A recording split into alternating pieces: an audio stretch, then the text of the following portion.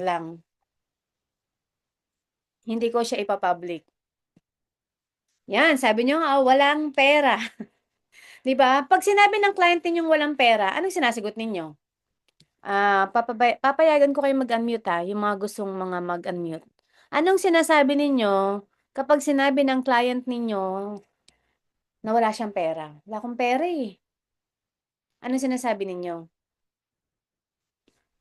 Pwede kayong mag-unmute kasi mas maganda kung interactive tayo. Busy ako sa trabaho, may trabaho ako. Kapag ka walang pera, si Risa, walang pera yan. Risa, mag-unmute ka.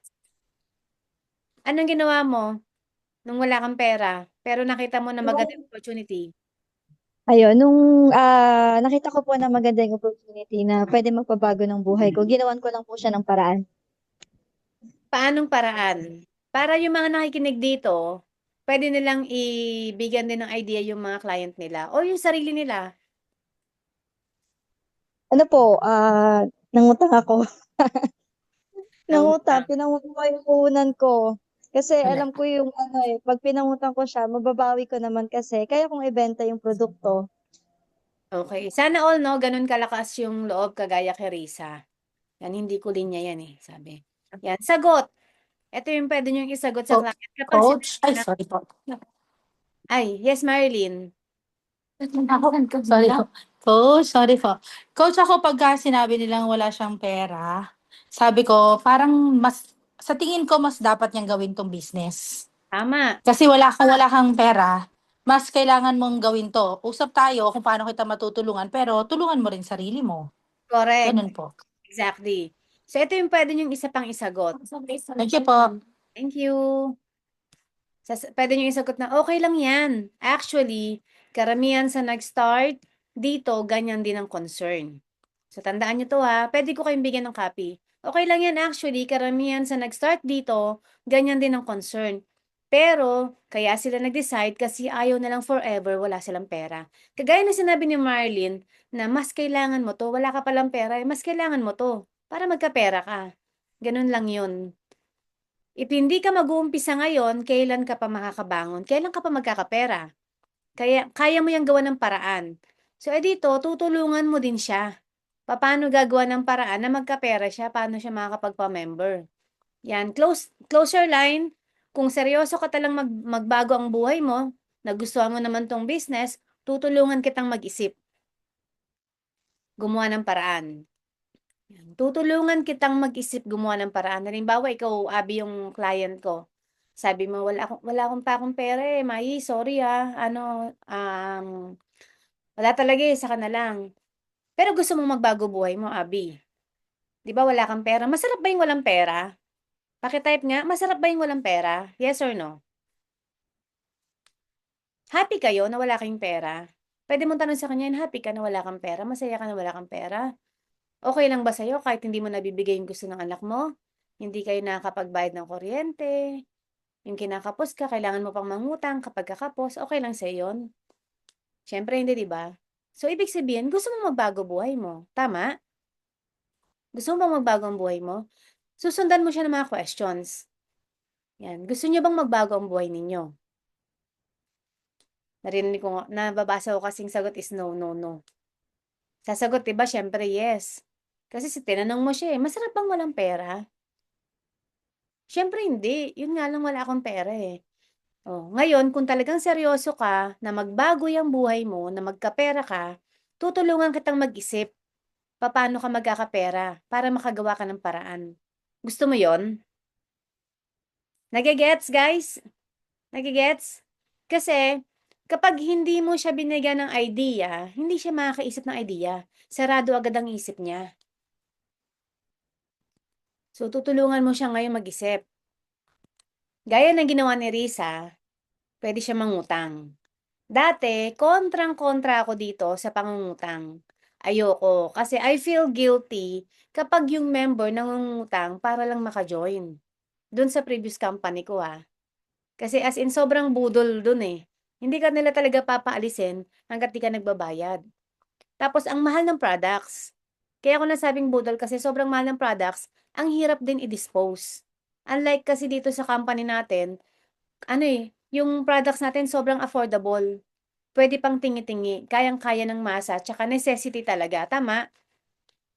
Ngayon, nung nandito na ako sa company 'to, naisip ko na, oo nga 'no, walang masama sa pangungutang. Merong tinatawag na good debt at tsaka bad debt. Ano yung good debt? O bad debt muna. Ano yung bad debt? Hindi bad breath ha. Bad debt. Masamang utang. Yung dahil birthday mo, mangungutang ka para makapanglibre sa tropa, para makapaganda sa barangay, makapag-inom. That is bad debt. Yung kahit wala kang pera dahil anniversary nyo ng jowa mo, gusto mo siyang regaluhan, mangutang ka kay Bombay para lang mapasaya siya. That is bad debt.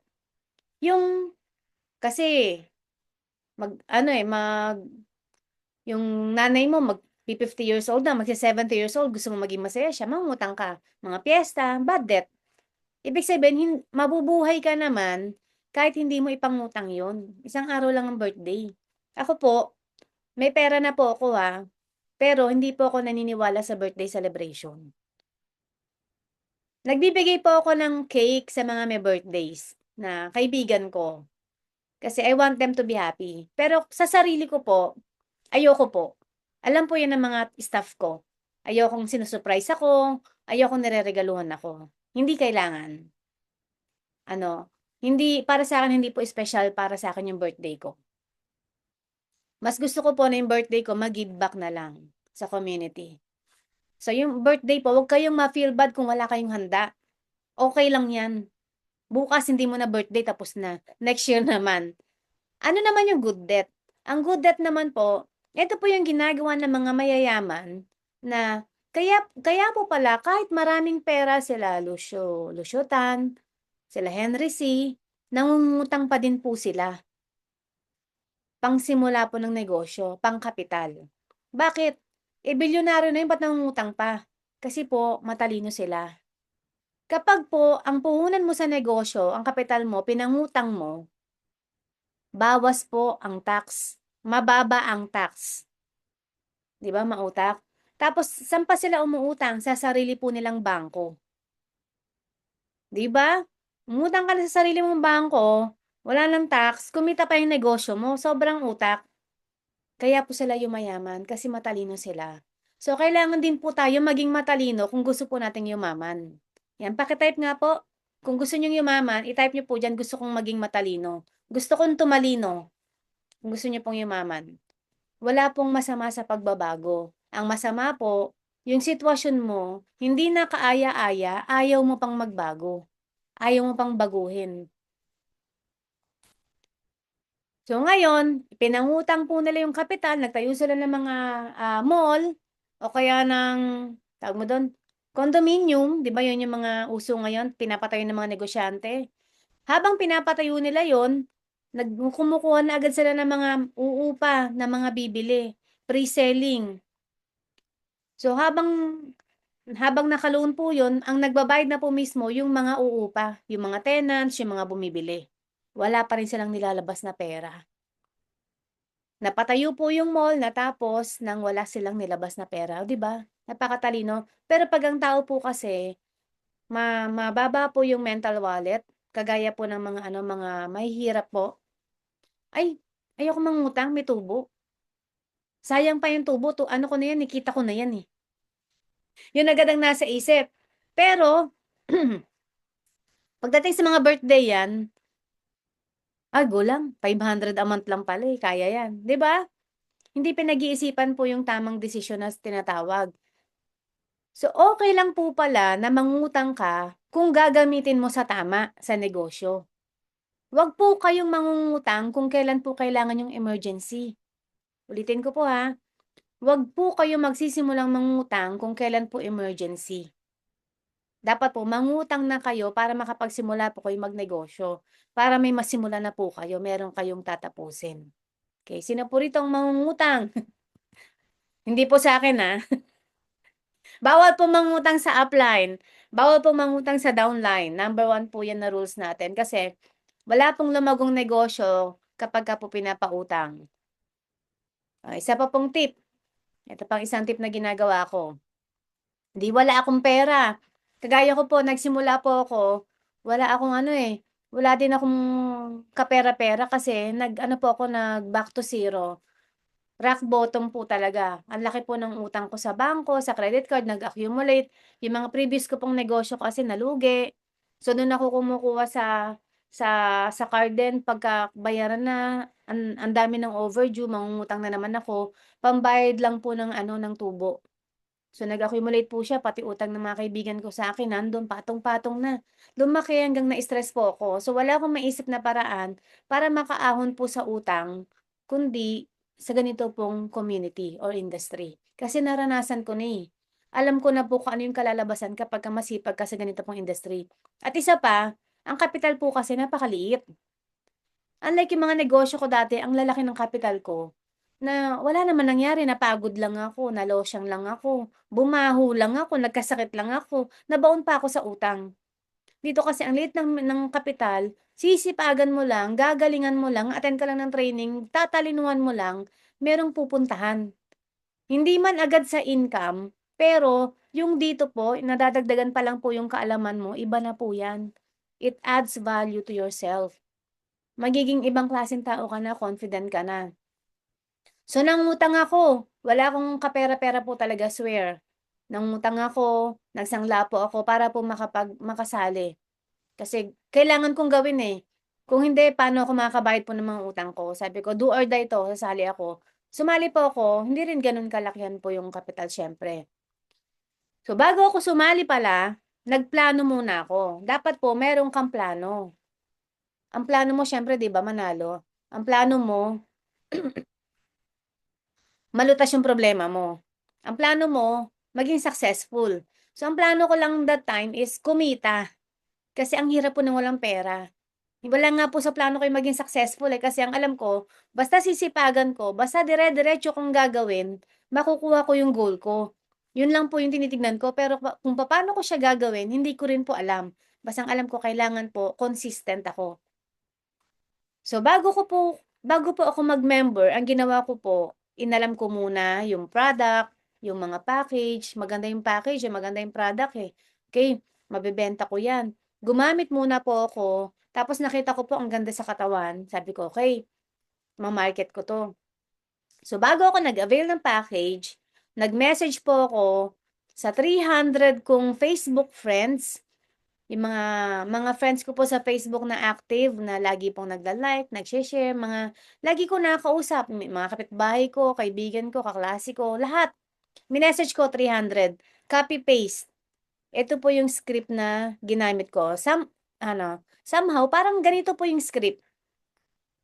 So, ganito po yung ginawa ko. Wala pa akong kinukuha ang package po ha. Kasi, syempre, inutang ko po yung pera. Iniisip ko, kailangan bumalik ka agad. Hindi pwedeng matenga. 'Di ba? Sino ba yung gusto na matenga yung produkto? Ang produkto mo, kung ayaw mong matenga, kailangan ibenta mo. Hindi mo pwedeng iasa sa upline mo yan. Tutulungan ka niya, pero hindi mo pwedeng iasa lahat sa kanya. Are we clear? Klaro tayo? So, may mga training tayo, paano mo yun ibebenta? Ikaw lang ang kulang. Eto lang oh, eto. Binibigay na po namin lahat. Oh, huwag ka na maingay dyan, Nate. So, ito po yung chat ko. Sabi ko, editable, ine-edit siyempre po ha, i-edit nyo, hindi pwedeng ano, copy-paste ka lang. Edit, i-proofread po ninyo, basahin nyo mabuti. Baka mamaya, ang mga sinesend nyo naman, salya-salya. Hi Abby, kumusta? May favor lang ako sana sa'yo, pero hindi ako mangungutang. So, pag yan po yung nabasa ninyo, na na-chat sa inyo, sasagot kayo o hindi? Yes or no? Sinabi agad may favor ako sana sa'yo, pero hindi ako mangungutang. Siyempre, sasagot. Kasi sinabi mo agad, di ka mangungutang eh. Pero pag sinabi mo may favor ako sana, hindi na sasagot yan. Sinzone ka na lang, baka i-restrict ka kaagad. Pero hindi ako mangungutang. So, you have to wait for the reply. Hintay mo muna yung reply, huwag kang atat. Wala, 2 days na, hindi pa nagre-reply. Baka malay mo, hindi mo mahilig mag-Facebook. Basta, wag na wag mong isusunod, ilalagay yung susunod mong script hanggat hindi siya nagre-reply. So, gusto niyo ba tong tip na to? Type yes or no, kundi skip ko na to.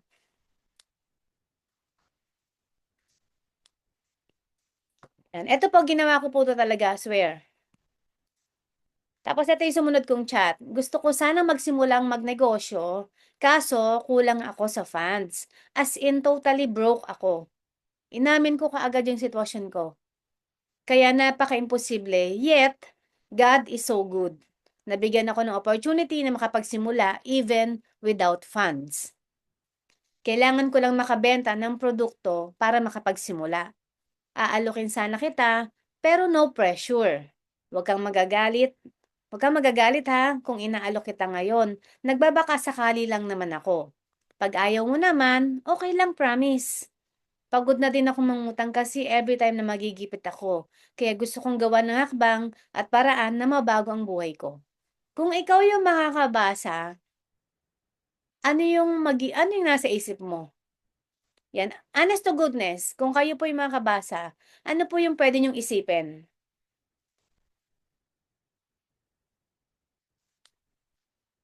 Tulungan, empathy, ano ka na eh, parang kang, hindi naman nagmamakaawa, parang gano'n na rin, 'di ba?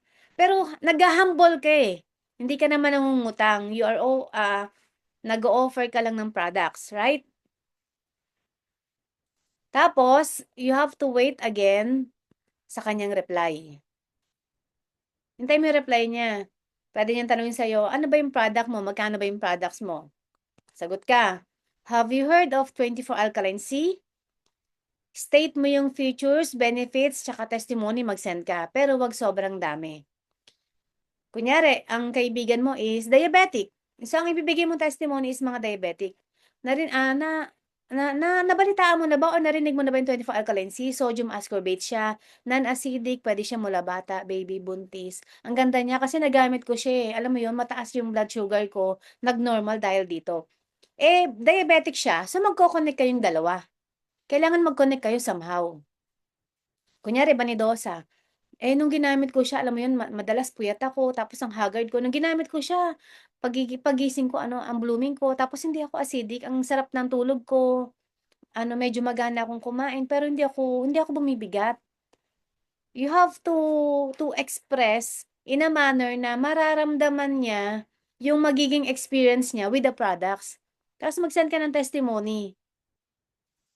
Yon, ganun po. I-share mo na ang best and exciting na kwento mo. So, kailangan magaling ka magkwento. Yung pagkukuwento mo dapat maganda, hindi mema lang. Yan, tutulungan. Now, do you get yung point ko po dito? So, nung shinare ko po 'to sa 300 kong friends sa Facebook, yan, talagang pinag-isipan kong mabuti kung anong icha-chat ko. Out of 300, meron pong 40 to 50 na sumagot at bumili. So, nabenta ko po yung package, kulang pa. Yan. I hope makakatulong po sa inyo 'to, especially kung ikaw guest ka dito tapos kulang ka sa funds, sa cash, puwede mo po 'tong gawin sa mga kaibigan mo. Kung talagang gusto mo magbago yung buhay mo. Kung talagang ikaw, sawa ka na na wala kang pera, kasi masarap pong may pera. I tell you that, 'pag ako walang pera sakit ng ulo ko. Sino po nitong nai-stress 'pag walang pera? Type 1, 'di ba? Totoo naman, nakaka-stress po 'pag walang pera. Sino ba naman yung masaya ng pagbukas mo ng wallet mo, "Ha, wala akong pera." 'Di ba hindi naman gano'n? 'Pag ang wallet mo maraming laman, 'di ka na mapakali, "Saan kaya ako kakain?" Parang sarap bumili ng sapatos ngayon, 'di ba? Kaya excited sila 'pag kasama ko, alam nila kakain, akala niyo sasama ko kayo, Saka na kapagka nakakaano na kayo 10 kilos na bawas. Ang sama, eh, 'no? And 'pag marami po kasi tayong pera, marami tayong matutulungan na tao. Marami mara madal Mas madaling tumulong kapagka meron ka. Objection number 2, wala akong oras. Sinagot niyo ba 'to kanina? Ang sarap pong mag-wild.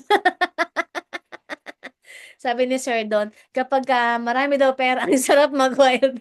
Oo, magwalwal 'no, inom 'no. "Guys, tara toma, shot puno." Hindi, bawal na po 'yun sa'min ngayon, Christian na kami. Gagalit si pastor. Pero ganyan po kami dati, eh. 'Pag meron kaming team building, bago kami magsimula, nilalasing ko muna sila. Hindi puwedeng hindi. Umiiyak na talaga sila, lasing sila bago kami mag-start. Kasi gusto ko walang ano, walang keme-keme, gusto ko all out, full out lahat. Inom kami ng ano, ng soju. Parang 20 bottles inubos namin. Ikot, mabilis. Hanggang makita mo yung mga naglalaro ano na, gewang-gewang na talaga, nagigiba na sila, tibag, 'Yan, walang budget. 'Yan, wala akong oras. Naririnig niyo ba 'to sa mga ano niyo, mga clients? 'Yan, meron po ba ritong nagsabi rin na, "Wala akong oras, pasensya na."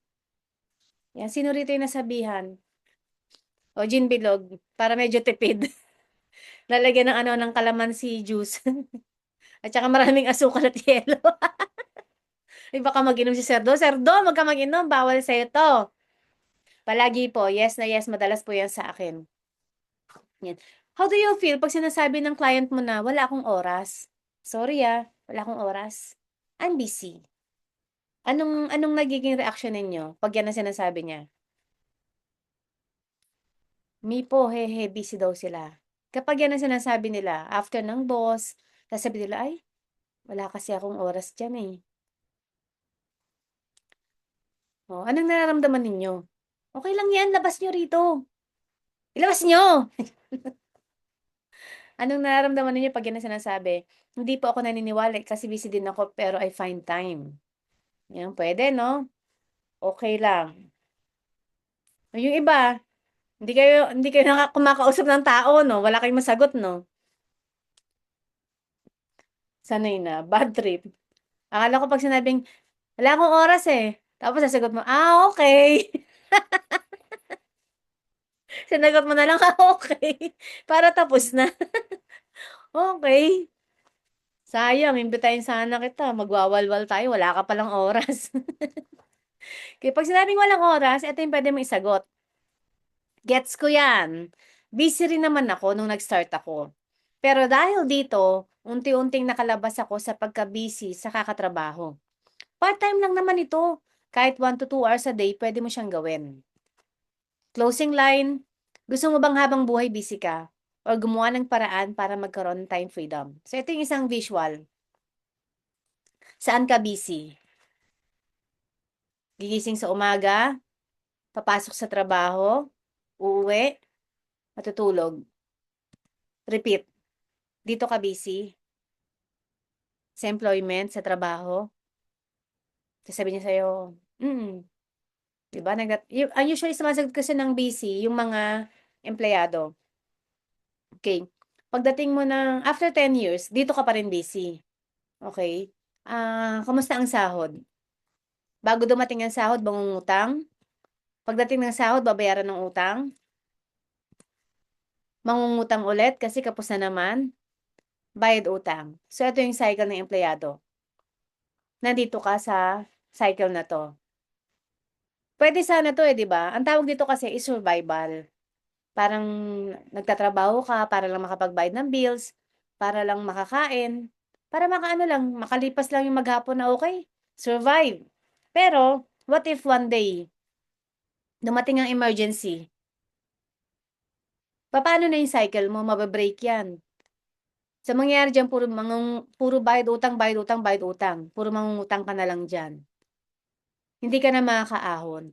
You have to make your client realize na yung cycle niya na pinagkakabisihan niya, hindi siya sustainable. Mababaon siya sa utang. Ganito yung ginawa ko kay Edgar, eh. Kasi sobrang busy niya sa trabaho. Sabi ko, "Gar, kahit anong gawin mong computation, paikot-ikot, hindi ka makakabayad ng utang mo. Promise." Nag-compute ako sa kanya, "Tignan mo ang ginagawa mo. Papasok ka, puyat ka, bukas gano'n ulit. Meron ka pang part-time job, halos 'di ka na natutulog. 'Pag nagkasakit ka, paano pamilya mo? 'Pag nagka-emergency, saan ka kukuha ng funds? Mangungutang ka pa din." Parang unggoy, pakitaan mo ng saging tsaka pera, anong pinipili? 'Yan. At this point, kung meron kayong guest sa loob ng Zoom, paki-shoutout po, para mai-record po at mai-shoutout natin. 'Yan. Kung wala pa rin, eh, wala.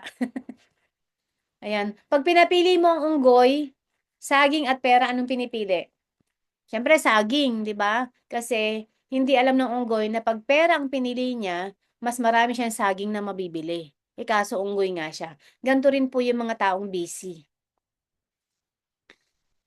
Pero pag sinabi nyo 'to, pag kinuwento nyo 'to, yung visual na 'to dun sa mga taong busy, huwag kayong maging masyadong sarcastic sa kanila, okey? Baka sampalin kayo.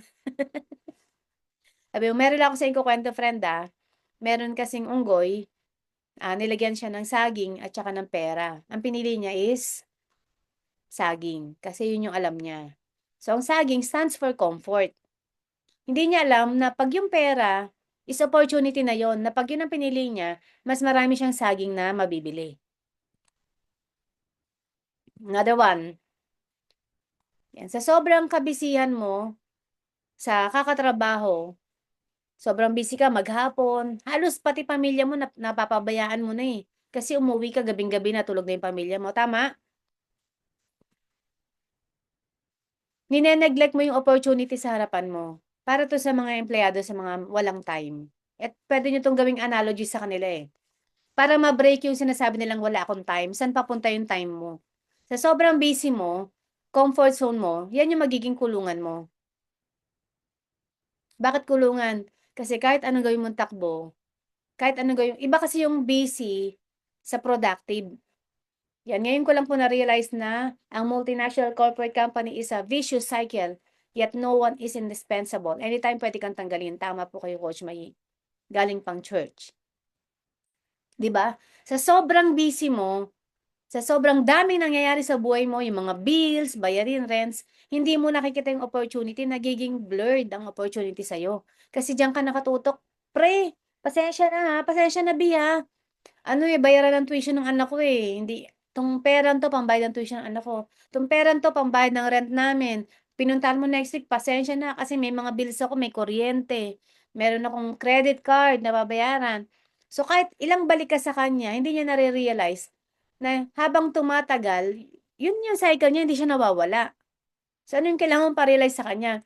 Alam mo ba friend, na kung tatanggapin mo 'tong opportunity na 'to, lahat yang mga problema mo na yan, yang mga utang na yan, lahat yan mawawala kasi magkakaroon ka ng maraming pera, pambayad. Pero hangga't hindi ka umaalis sa cycle mo na yan, hinding-hindi mo hindi maglalaho yung mga problema mo. Meron kang kailangang gawing bago. So pagdating po kasi sa time, kailangan talaga rin may time ka na explain sa client mo kung ano yung future niya. Kailangan i-list down ninyo. So ano, okey lang ba, tulungan kita mag-decide? Sabi mo sa kanya, "Ano ba yung ginagawa mo sa umaga, sa hapon?" Sabi niya, "O magkano ba yung kinikita mo?" Kailangan talaga i-one on one mo siya, nang hindi mo siya ma-o-offend, Hmm. "Sorry, kailangan ko kasi 'tong ano, kailangan kasi natin 'tong pag-usapan kasi gusto talaga kitang tulungan friend. Kasi 'pag hindi ko 'to gagawin makokonsensya ako baka after 10 years makita kita ano, same situation ka pa rin. Hirap kang magbayad ng mga bills, ng kuryente, ng utang. Naintindihan mo ako kasi ano ko 'to, advocacy ko 'to, eh. Gusto lang kitang tulungan, okey lang para at least ma-realize mo kung bakit ko 'to ino-offer sa'yo, kasi gusto kitang tulungan. So, kailangan talaga po magsi-sit down kayo, pag-uusapan ninyo kung saan siya busy. And do'n, ipapa-realize mo sa kanya na yung kanyang pinagkakabisihan nagiging kulungan po niya. Yan, tama po kami nag-meeting via Zoom from 9 AM to 5 PM plus 3 hours pa, grabe. Okay, clear po tayo dun sa 'pag sinabi nilang walang time kung anong gagawin ninyo? Kailangan niyo silang tanungin, "Saan ka busy? Gusto kitang tulungan, upuan natin 'to." Balik ko ulit, para makita niyo yung mga ano, yan yung sagot. Yan, naiintindihan kita, busy rin ako nung nag-start ako, kagaya mo, nagtatrabaho din ako, empleyado, marami akong utang. Pero dahil, ginawa ko yung sinabi ng mentor ko, unti-unti akong nakalabas sa pagka-busy sa kakatrabaho. Unti-unti, hindi biglaan, unti-unti. Part-time lang naman ito, puwede mo siyang gawin 1 to 2 hours a day. At least kasi parang nabe-break din yung cycle mo, 'di ba? Sa trabaho, puro ka trabaho, puro ka meetings, pero nung nag-MCOR ka, nagkaroon ka ng diversion. Alam niyo yung diversion? Alam niyo yung diversion? Parang nagkaroon ng ano, ng nada-divert yung ibang mong mga oras dun sa mga bagay na magiging mas productive ka na puwede kang kumita. So, nagkakaroon ka ng self-improvement, mas marami ka natututunan na skills. Ayan, paki-shoutout yung pangalan niya, Jervin, kung nakapasok yung guest mo. Naka-attend na ba siya ng boss? Yan, balikan natin yung cycle. Yan, kailangan po ito ipaparealize nyo sa kanya talaga. Walang shortcut. Okay, kasi ganito yung cycle ng empleyado. Papasok, uwi, matutulog, repeat, paulit-ulit. Nakakaipon naman eh, di ba? Maski pa paano, yung mga empleyado, lalo gustong bumili ng bagong cellphone, gustong bumili ng bagong washing machine. Those are small achievements, walang masama po doon. Pero yung totoong goal sa buhay, yung talagang time freedom, yung financial freedom, napakalabo po niyan pagdating po sa employment. Guaranteed po yan. Antonio Cabe daw, Gaili. Shoutout po kay Antonio Cabe. Nandyan po ba siya? So, bakit natin pinapakita rin yung visual na sinasabi lagi ni Jack Ma? Kasi, ito po yung opportunity in disguise. Analogy din po siya ng opportunity. Para alam po nila na pag ginrab po nila yung opportunity, mas marami silang mabibiling saging, mas marami silang mga bills na mababayaran. At soon, one day, hindi na nila problemahin yung mga bills. Kagaya ko po. Dati, problema ko po yung mga bills. Ang sakit po sa ulo. Kaya ka pala nai-stress pagdating ng mga bills kasi wala kang pera. Pero pag may pera ka, hindi mo na iniintindi yung mga bills na yan eh. Kahit pa sabihin na umabot pa kami ng 50,000 yung Meralco namin, hindi ko na inintindi bakit.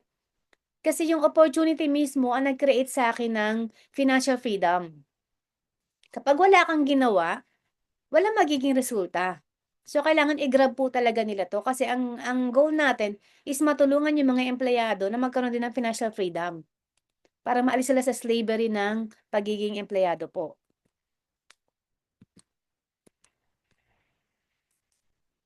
Okay, third objection, hindi ako marunong magbenta, ayoko magbenta.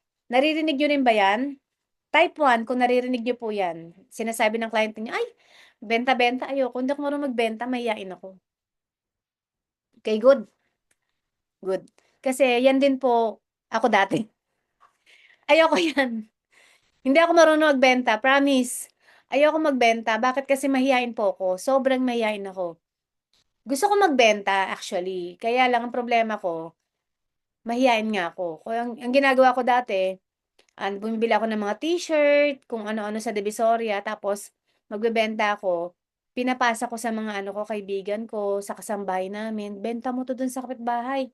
3 gigs. Oh, good luck. Isang gigs lang. Yung pangalawa, pangatlo, wala na. Hindi na sila nagbayad. So, pag sinabi ng client mo, ay, hindi yan para sa akin kasi hindi ako hindi ako marunong magbenta. Yan. Ang sagot dyan, okay lang yan. Lahat kami, ganyan din nung una. Okay lang yan, ganyan din naman ako dati. Hindi ako marunong magbenta. Ayoko magbenta kasi mahiyain ako. Good news, tuturuan ka dito step by step. May training at may sistema tayo. Nasusundan mo na lang. Kaya kahit first time mo, kayang-kaya mo.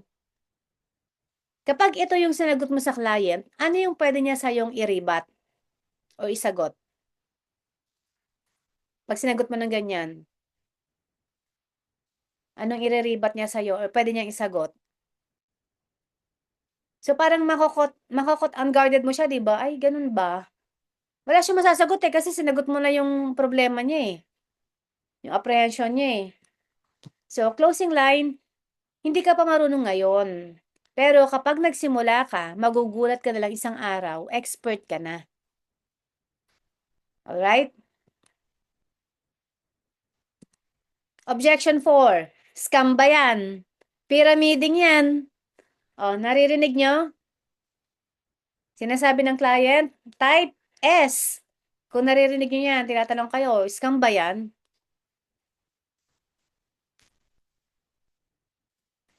Tagalogin nyo nga yung scam. Ano sa Tagalog ang scam? Ano sa Tagalog ang scam?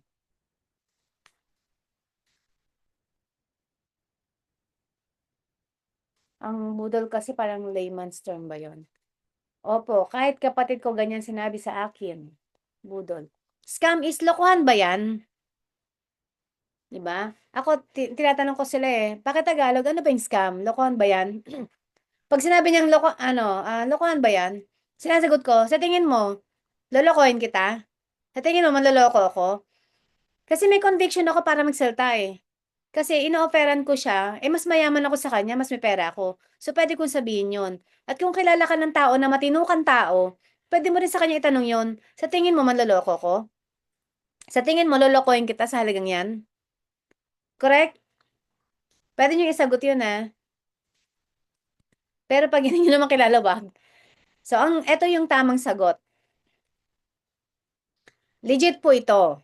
Registered ang company, may FDA, LTO, DTI. I-mention mo pa kung ano yung mga meron tayong mga legalities para alam na hindi to scam.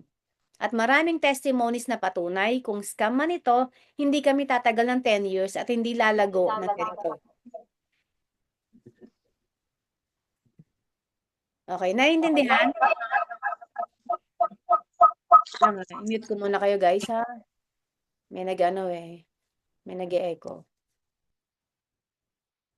Okay, pag tinanong scam ba yan? Hindi. Wag mo sabihin, hindi Huwag kang magagalit, huwag kang defensive. Nagtatanong lang yon.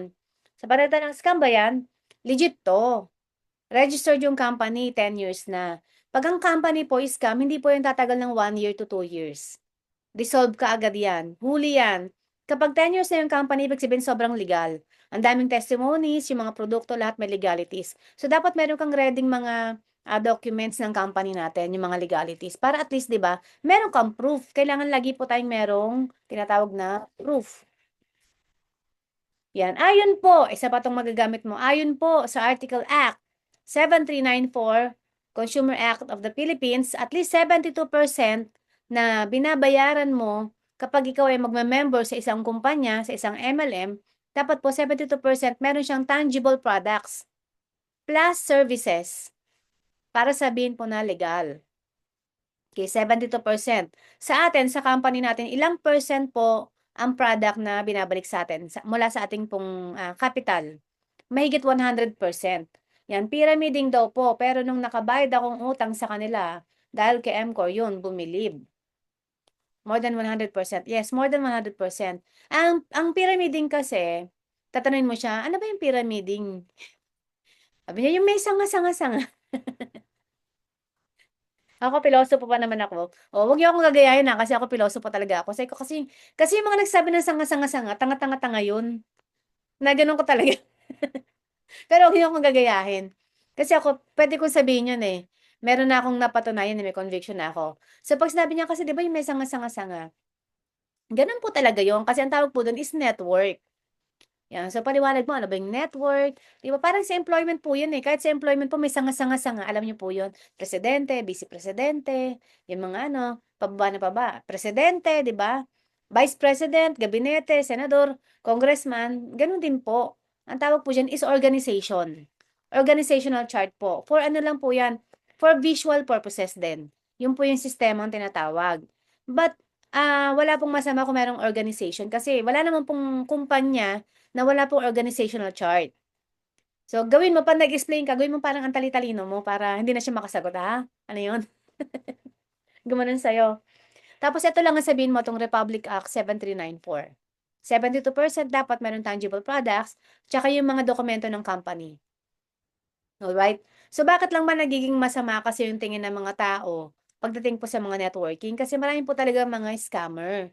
Marami po mga manloloko. So, close your line, ang tunay na scam, yung nagwo-work ka araw-araw pero kulang pa rin ang sweldo mo. Ang totoong scam, yung sinasabihan ka ng boss mo na, uy, ang galing-galing mo pero ang sweldo mo pares pa rin. Tapos may utang ka pa rin, walang dagdag yung sahod mo. So, marami namang scam. Huwag kayong mag-alala. Pag MCOR po, 1,000,000% legit po yan. So, gusto niyo malaman ano po yung scam? Type scam. Kung gusto niyo pong malaman, ako po may ginawang PowerPoint presentation about networking versus pyramiding. Para mawala sa kanila ang networking is the same as pyramiding. Okay. Para malaman niyo po, mabigyan ko kayo ng tip, ano po yung mga scam? Ito po.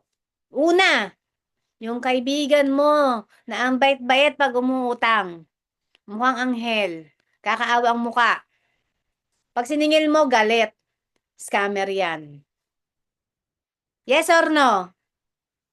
Tawa-tawa si Abby, oh. Diba, scammer? Yan ang scammer. Hindi nagbayad ng utang. Number 2, yung jowa mo ng babae. Diba? Pinaibig ka. Pinahulog ka. Minsan pinakasalan ka pa nga eh. Pero ng babae, ang tawag dyan, scammer. O, scammer po yung ganyan. Manloloko sa Tagalog. Tama, mali. Oh, yan pong scammer. Pero pag yung kumpanya po kasi, yung binigay mong pera, pinalitan po yan ng products, 100%, may services pa na grabe. Sarap eh. So, sobra-sobra po yung binabalik po ni MCOR sa atin. Pag member natin, may mga trainees pa po na worth 300,000 pesos. Di ba? May products ka pang worth 18,000 plus. So, sobrang legit. Pagsali mo palang, bawi ka na eh. Pero pwede ba? Ayoko ng bawi. Type nyo po dyan, ayoko ng bawi. Ayoko ng ROI lang. Bakit ka pa sumali kung gusto mo ROI lang? Ba't ka pa sumali kung gusto mo bawi lang? Di parang bumili ka lang. Dapat po pag sumali ka, ang gusto mo, manalo ka, ang gusto mo mag-succeed ka, gusto mo maging milyonaryo. Dapat yun po yung goal. Dapat consistent ka. Kasi para maging mayaman ka, para maging milyonaryo ka, para magkaroon ka ng time and financial freedom, dapat consistent ka. Huwag kang aayaw, huwag kang susuko, huwag kang panghinaan ng loob. Ayan, sabi ni Glenda, ayaw ko ng bawi lang, gusto ko manalo, maging bilyonaryo. Ayoko ng ROI lang. O, huwag kayong papayag ng ROI lang. Sa una po talaga, syempre hindi mabilis kasi hindi ka pa magaling. Wala ka pang kakampi. Sa una, hindi po talaga mabilis. Pero, kapag ka nakuha mo na yung tamang tiyempo, kumbaga sa sayaw, kahit kaliwa ang paa mo, kapag ka inaaral mo yun araw-araw, gagaling kang sumayaw. Pag nakuha mo na yung rhythm mo, yung timing, yung tempo, todohan mo. Yung dating napakabagal na ikaw magugulat ka, ang bilis-bilis, kagaya ni Teacher Glenda. 2 years, ayan, shoutout po sa guest ko, ma'am. All my guests, Marifel. Sorry po, na-rate mag-chat. Oo, ayaw natin ng ROI. Ang gusto natin is, yumaman tayo, yung pera halos sinihigaan na natin. Para makapagbalik tayo sa church, para makatulong tayo sa ibang tao. Nasaan na ba ako? Nawala ako. Nasaan na nga ako? Nag-shoutout kasi ako eh. So yan, ang mga manloloko po, nasa paligid lang yan. Okay? Dapat, mag-due diligence ka. Kasi sabi nga, di ba, ang puso daw kasi, madaling madaling linlangin. Kaya mga kaibigan natin, pag mga nangungutang, matakot ka na. Pag nangungutang, sorry.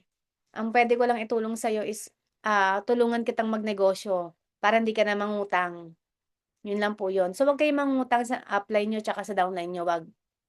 Kapag sa akin po, pag nangungutang po ang mga downlines, ina-archive ko.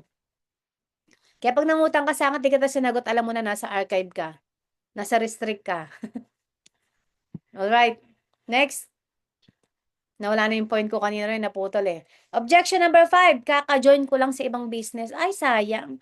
Kaka-join ko lang sa ibang business eh. Ayoko na, nadala na ako. So, narinig nyo na rin ba yan? Pasensya na ha. Kakasali ko lang sa naunahan ka. Basta hindi same company, pwede po yan. Kapag ito po naman yung sanagot, ito yung isasagot nyo. Congrats! Congrats sa decision mo. Yan, level up ka na talaga. Pero curious ako, kumikita ka na ba doon? Pag sinabi niya, hindi, bago pa nga lang ako eh. O kaya pag sinabi niya, oo, kumita na ako, wow! Ang galing. Wag kayong kukontra sa mga sinasabi ng mga client ninyo. Wag niyo silang babasagin. Pag sinabi niyang wala pa, bago pa lang ako eh. Oo, tama. Dito kasi, mabilis ang balik o ROI at may system na proven effective. Meron pang supportive community. Di ba mas maganda yung mas marami kang negosyo. Sabi niya, paano yun? Kaka-join ko lang. So again, gagamit ka ulit ng analogy. Yan, walang masama magdagdag ng income stream. Lalo na kung ito ang pwedeng magbigay sa'yo ng additional source of income. Sabi nga, do not put all your eggs in one basket. Dapat meron ka laging plan A at plan B. Ito yung explain mo sa kanila na hindi kasi pwedeng isa lang yung source of income mo kasi paano kung mawala yan? Diba? Paano ka? So, dapat meron kang extra. Nawala ba yung ano ko? Akala ko nawala eh. So, dapat lagi may plan A, plan B. Mabilis ka mag-isip. Wala namang masama kung magdadagdag ka ng business eh. Kasi at least to, yung products, magagamit nyo ng family mo, tsaka madali siyang i-alok. Actually, lahat po ng mga napapa-members namin, yun yung unang-unang ano nila, nagustuhan. Yung products daw, madaling i-alok kasi highly consumable. Tapos mura, tsaka sobrang effective, ang ganda talaga po ng products. So, malaki po yung advantage natin when it comes to our business. Yan. Objection number 6. Ayan, ito pinakamadalas. Itatanong ko muna sa jowa ko. Yan, narinig na, kung narinig na, type 7. Yan, ROI equals profit investment over investment times 100. Diba? Ang dami nakaka-relate. Yan, lagi sa page namin yan. Tatanong ko muna sa asawa ko, tatanong ko muna sa nanay ko. Anong sinasabi niyo pag yan ang sinasabi? Pag yan ang, ang sinasabi ng client niyo, ng prospects ninyo? How do you respond? Yan. Correct yung English ko Nagtatry lang ako para at least gumaling ako mag-English. And how do you respond pag ganyan po yung sinasabi ng client? Itatanong ko muna sa asawa ko.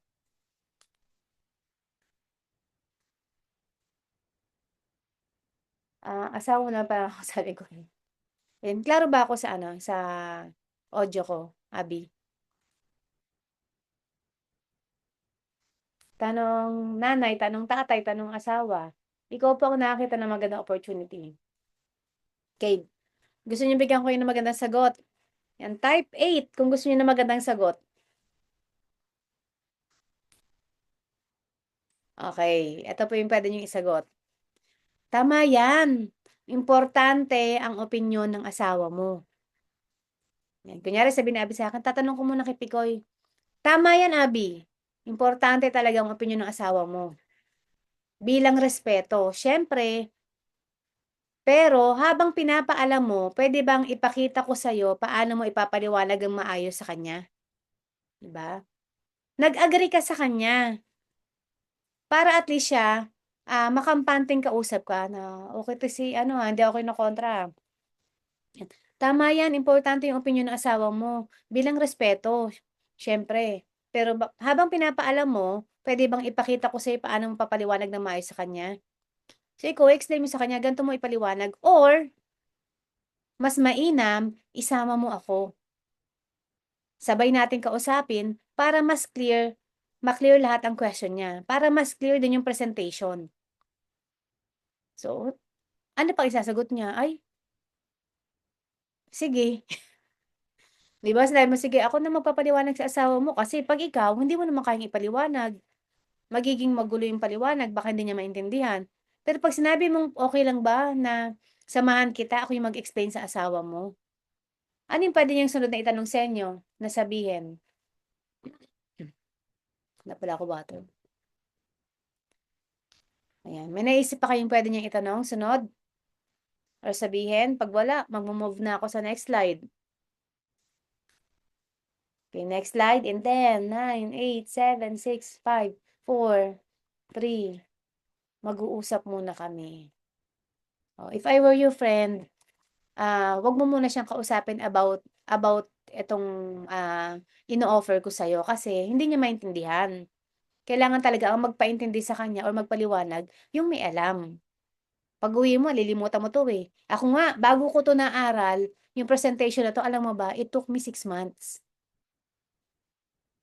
Ba? Kaya wag na wag mo muna sasabihin sa kanya. Kailangan pag sasabihin mo 'yan kasama ako, puwede naman over coffee. Ang point ko dito, hindi siya puwedeng magsabi sa asawa niya. Kung may karapatan na mag-explain sa asawa niya, ikaw 'yun. Nage-gets?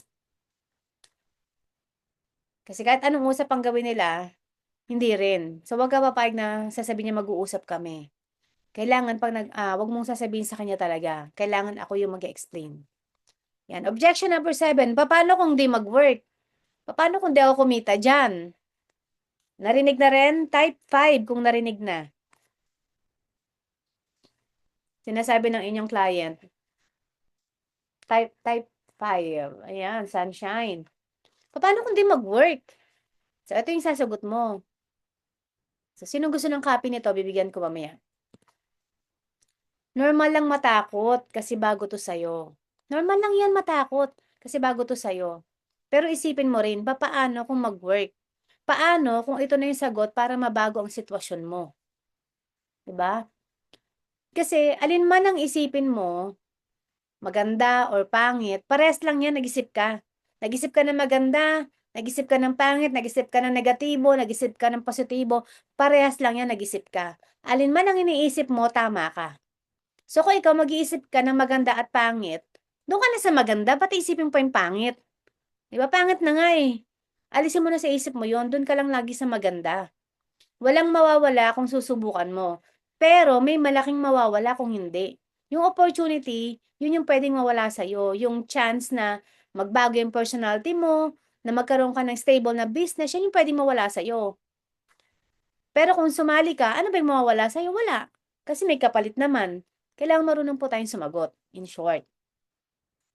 Catherine Duaman. Yan. Always be positive. So, ibibigay ko tong PowerPoint ko sa mga uplines leaders ninyo and sila na yung bahala mag-send. Okay?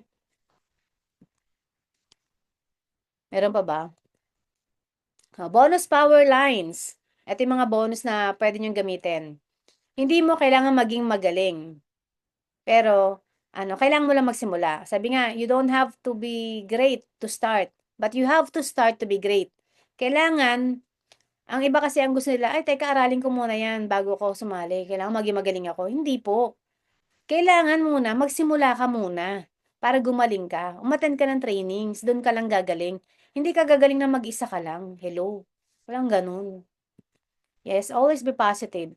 Hindi to about perfect timing, kundi sa decision na gawin kahit hindi ka pa ready. Hindi naman kailangan po na perfect timing. Ay, siguro baka next year na lang kapag retired na ako, saka ko gagawin yan. Baka yun na yung perfect timing. Mali.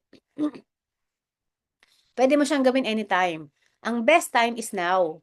Kasi kung gagawin mo rin pala siya ng next month or next month, parehas lang yun eh. Nagsayang ka lang ng oras. Kung gagawin mo siya kaagad ngayon pa lang matututo ka na, ngayon pa lang kikita ka na. Diba? Anong gusto mo? Kumita ka ngayon na or after next year pa? Siyempre mas maganda kung ngayon na. Pag hindi mo sinubukan ngayon, kailan? So, yun yung mga pwede nyong gamitin yung mga lines sa kanila. There will always be a what if to counter this doubt. Show some proof, success stories. Yan. Turn objections into opportunities. Kapag ka merong objections, huwag kayong defensive, huwag kayong magalit. Dami naman sinasabi. Ang dami naman tanong nito, nakakainis. Hindi na lang sumali kung sasali eh. Di ba minsan nasasabi mo yung sarili mo? Pero wait, alam nyo ba na yung objections ng client is a selling signal? Ibig sabihin, pag nagtatanong yan, interesado. Huwag niyong isipin na negative. Kaya siya nagtatanong, interesado siya. Sabihin niyo, kasi pag hindi yan nagtanong, hindi mo alam kung anong nasa loob ng isip niya. Ibig sabihin kaya siya nagtatanong, gusto lang niya ng assurance. So you have to answer yung mga what ifs nila para wala nang katanungan pang bumabagabag sa isip nila. So yung mga objections sila, opportunities yan para ipaliwanag mong mabuti yung business. Sabi nga, ang taong maparaan ay nagtatagumpay. Ang taong madahilan ay mapag-iiwanan sa kangkungan. Totoo naman po to. Wala pong matagumpay na tao na madahilan na, ay busy ako eh. Narinig niyo ba sila bilang ganyan? Saka na natin gawin yung project na yan. Maulan? Magastos? Di ba? Wala silang ganun. Go-getter sila. Ang ginagawa nila agad is, yan. Kung hindi ka pa kikilos, sino pang kikilos? Kung hindi ngayon, kailan pa? Bang galing-galing ni Sir Don. Sunod niya, Sir Don, ikaw na dito ah. Lahat po ng mga tao na kilala ko na ang daming dahilan. Pasensya na coach, maulan. Pasensya na coach, masakit ang ulo ko. Pasensya na coach kasi mainit ang panahon eh. Lahat po ng mga gaya na naringgan ko, hindi po talaga naging successful, promise. Ako po kahit po may lagnat, mataas ang lagnat ko, umattend po ako ng trainings face to face. Kasi may commitment po ako. If you are committed to success, Hindi mo iisipin kung ano yung mga yung mga nararamdaman mo, mahirap man 'yan, inconvenient man 'yan, gagawin mo siya kasi alam mo kailangan mo siya. Kapag kailangan mo ang isang bagay, you will do whatever it takes. Lumalabas na yung pag-aaktivista niya. Ayan, sabi nga ni Sir Don, show proof. So to show proof sa inyo, na sabi nga kanina ni Abby, ako yung tao na nagsimula ako nung bata na 3 days in a row, walang kain-kain. Sunod-sunod na araw, gano'n kami kahirap. Pero ayoko ng pag-usapan yung bata ako kasi narinig niyo na 'yan, eh. Pag-usapan natin yung medyo na ako, maedad na. So eto ako, first year high school ako. Ayan, eto ako, kita ba? Yan, hindi yung nakaputi, yung nakaputi kapatid ko 'yan. Ayan, kita naman pala yung aking cursor. Chineck ko lang. Ayan ako, nung bata at ang mga damit po namin ay laging pass on, bigay. Wala kaming bagong damit.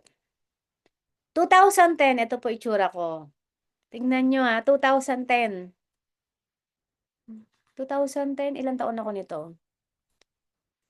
Nagbilang no? Kasi 2014, 40 ako. So 2010, 36. 36 years old. Ngayon po, magpi-51 na ako. 35. Sige, 35 na.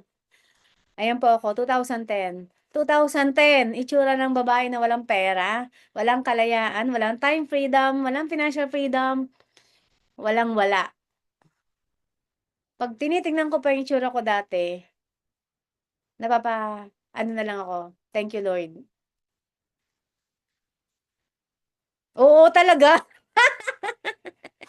Kasi alam nyo ba, kapag wala kang pera, nakakapangit. Pero pag may pera ka, gaganda ka. Pag may pera ka kasi, kasalanang mortal pag pangit ka. Kaya dapat po, oo, lagi tayong maganda lang. 'Di ba? Itsura 'yan ng stress, oh. Ito yung itsura ko, 35 years old. Mas mukha akong matanda kaysa ngayon. Then, kung dati po hindi ako makabili ng panty, hindi ako makabili ng mga gusto kong mga damit, kinakalimutan ko na nga pati pagbili ng damit kasi unahin ko po yung mga bigas, mga pagkain sa bahay, kung ano-ano. Yan. Dahil po tinignan ko po yung opportunity, ginawa ko po siya. Pero nung una hindi ko po siya nakita na as opportunity. Yan to, para maging totoo po sa inyo. Nung nag-start po ako sa ganitong pong industry, hindi ko po siya nakita as opportunity. Gusto ko lang pong gumaling sa sakit ko. Yun lang po. Gumaling po ako sa sakit ko. Tapos parang napasubo ako. Alam niyo ba yung napasubo? Na pag sinasabihan ako ng attend ng training, kasi masunurin ako eh. Attend tayo ng training. Sabi ko, bakit? Tamad ko pong mag-aral sa totoo lang.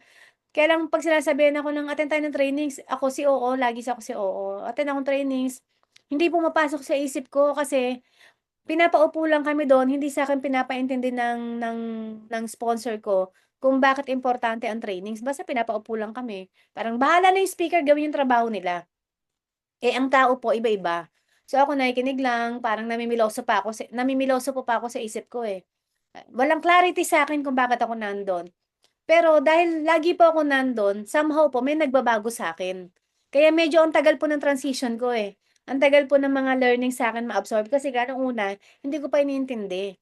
Kasi nga kulang sa guidance din. Tapos, hanggang nung unti-unti, nagiging competitive ako, lumalabas po yung competitiveness ko. Na meron kaming kailangan i-hit, papuntang Hong Kong, hini-hit ko po yun. Tapos naging millionaire circle kaagad ako, wala pang 1 year. Naging global ambassador kaagad ako, wala pang 2 years. So as in ganun kabilis kasi meron akong tina-target. And doon po ako natutong magkaroon ng leadership na tinatawag. Kasi unti-unti po yan eh. Kapag nasa business ka pala, hindi ka boss. More of a leader ka. Kailangan wag mong isipin na yung sarili mo na boss ka. Ang nasa isip mo dapat leader ka. Ililid mo yung mga tao, yung empleyado mo, dun sa gusto ninyong puntahan. Dun sa success na tinatawag. So, yan. Going back, dahil po sa ganito pong industry, dahil po sa MCOR, nakabili po kami ng maraming properties. Mga bahay, lupa, sasakyan. Napamanahan ko po yung anak ko ng 2 bahay. Nabenta na nga niya yung isa eh. Pero 23 years old na siya, bahala na siya sa buhay niya, di ba? Nagkaroon din kami ng bahay po sa probinsya, nakapagpatayo kami, 2 bahay, ancestral home. Kasya po 50 tao dyan. So, dinadala po namin dyan minsan yung mga team namin, mga empleyado. Naregaluhan ko po yung asawa ko ng Ford Raptor. So, kung dati nasa isip ko, ang sasakyan is gastos lang. Bakit ka pa magsasakyan? Kayabangan lang yan. Ngayon po, wala. Ano na lang po yan sa amin ngayon, parang basic na lang. Pwedeng bumili ng sasakyan kung kailan namin gusto. Yan. Ito po yung ginagamit ko naman pangharabas. Yan. Malapit na yung mag-retire. Gusto ko na siyang palitan. Bahay ni Sue. Bahay na empleyado ko, binigay ko sa kanya. Fully furnished. Bahay ni Abby. Yan. Medyo mas maganda bahay ni Abby kasi yung bahay ni Sue parang pinag-practicean ko pa yan. Ako yung architecturist. Yung bahay ni Abby, super ganda po niya pag nagpunta kayo. Yung CR niya, ang laki. Yan. Kasya kahit 10 Abby sa loob. Tapos naka-automatic washing machine. Kumpleto po yung appliances. Kung ano yung mga pangarap niyang appliances, name it, nandiyan po sa bahay niya. Naka-fully, po siya, naka-aircon po yung bahay. Fully furnished. Yan. Nakapagbigay rin po tayo ng pangarap sa isa po nating pinakamasipag na dealer, si Barbie. Nahit po niya yung kanyang kota, nalabas po yung kanyang Wigo, ang kanyang si Bumblebee. And nabigyan din po tayo ng company ng sasakyan. Sa sobrang po ng company, sobrang generous ng presidente natin. Alam niyo kung gaano siya ka-generous? Hindi mo pa deserve, ibibigay na niya. Grabe, as in ganon. Na-overwhelm nga ako eh. Kabibigay lang sa akin last year nitong van, kaka 1 year lang nito. At ng Lexus, nitong red, ang ganda po niyan. Nakakumot po yan dito sa harapan ng bahay namin. Ayokong maarawan, ayokong magasgasan, ayokong madumihan. Kaka 1 year pa lang, nag-lunch kami, this month lang yata. This month lang ba yun, Abby? Ito lang ding month o last month? Nag-lunch kami sa Shangri-La. Inaalok ako, gusto ko raw ba ng Tesla. Sabi ko, ha? Okay lang po. Sabi niya, ano ba yung gusto mo sasakyan? Kung sakali, sabi ko, Land Cruiser po. Sabi niya, sabi niya, sabi niya dun sa kanyang, trustee. Niya, Miss Lisa, prepare yung, Land Cruiser sa Monday. Sabi ko, hindi, joke lang. Sabi ko, hindi po, ayoko. Hindi ko tinatanggihan dahil ayoko. Tinanggihan ko kasi hindi ko pa deserve. Kapag deserve ko na, okay lang, tatanggapin ko. Pero, dahil alam ko na hindi ko pa deserve, ayoko. Ayoko maging abusado. Ganun lang po yun. Pwede kong makuha, pero, pinili ko pong hindi. Ayan, yan po yung aking mga testimony. Ngayon, at this point, pwede kayong mag-ask ng question, pwede kayong magtanong. Stop ko lang yung